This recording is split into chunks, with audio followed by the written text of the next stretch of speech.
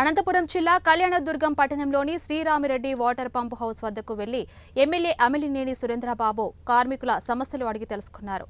మీకు వేతనాలు రాకుంటే తన సొంత నిధుల నుంచి అయినా ఇస్తానని ఎమ్మెల్యే కార్మికులకు హామీ ఇచ్చారు.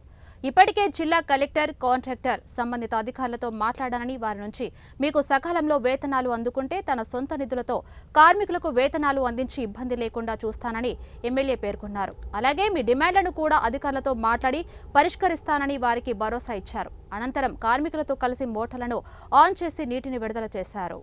మార్చి 3వ తారీఖు లోపల మీ జీతాలన్నీ కూడా చెల్లించే బాధ్యత నాదని, ఆయన చెల్లించకపోతే నేను చెల్లించి తర్వాత నేను ఏమనేది కూడా నేను చూసుకుంటాను. దయచేసి మీరు ఏదైనా చూసుకొని మీరు ఏదైతే విధుల్లో ఉన్నారో ఒక 2 గంటలు వెయిట్ చేసినా కూడా చాలామంది ఇబ్బందులు గురవుతున్నారు. నేను నా బాధ్యత తీసుకుంటాను. వాళ్ళు ఇవ్వలేదనుకో అది ఎంతైనా కానీ నేను ఇస్తాను. మళ్ళీ నేను వాళ్ళతో అడిగి నేను తీసుకుంటాను. మిమ్మల్ని ఇబ్బంది సో ఇది ఈ రకంగా ఉంటుంది. రాబోయే కాలంలో కూడా మీ పిఎఫ్ సంబంధించి వాళ్ళకి చెప్తాము. ఏ విధంగా లెటర్ రాయాలి పిఎఫ్ డిపార్ట్మెంట్కి, వాళ్ళకి ఏ విధంగా జమ చేయాలనేది అవన్నీ కూడా రేపు వాళ్ళ ఆఫీస్కి వెళ్ళి అన్నీ కూడా చూస్తారు. అవసరం అనుకుంటే ఈరోజు నిన్న కూడా కలెక్టర్ గారితో మాట్లాడాను. కాంట్రాక్టర్ మీద ఎవరైతే ఉన్నారో సకాలంలో డబ్బులు ఇవ్వలేదనేది ఆయన బాధ్యత. అంటే డబ్బులు ఇవ్వాల్సింది ఆయన బాధ్యత. అంటే బిల్లు వస్తున్నారా అనేది ఇన్ మెటీరియల్ కాంట్రాక్టర్ సంబంధం లేని ఇష్యూ. అంటే మీకు ఇవ్వాల్సిందే. మీకు ఇవ్వాలంటే మీ పిఎఫ్ కట్టాల్సిందే. మీకు రావాల్సినవి ఏదైతే ఉందో అవన్నీ కట్టి మీకు సకాలంలో అందించాలి జీతాలు. లేకపోతే మీరు చాలా ఇబ్బందులు పడుతున్నారు.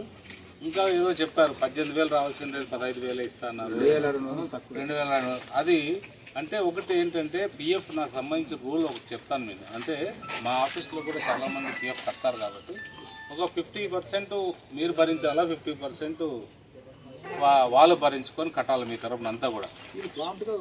అది సో మీ డబ్బు కడతాన్నారు కాబట్టి వాళ్ళ డబ్బు కట్టలేదు కాబట్టి వాళ్ళు కట్టకపోతే ఇంట్రెస్ట్తో సహా వాళ్ళతో కట్టించే ఏర్పాట్లు కూడా డిపార్ట్మెంట్ చేస్తుంది.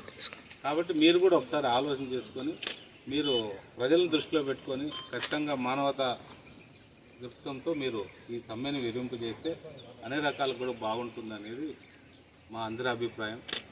దయచేసి ఇది మీరు ఎందుకంటే ప్రజలను దృష్టిలో పెట్టుకొని మీరు విరమిస్తే బాగుంటుంది అనేది నా అభిప్రాయం కూడా. మనందరి తరఫున ఎమ్మెల్యే గారికి ధన్యవాదాలు.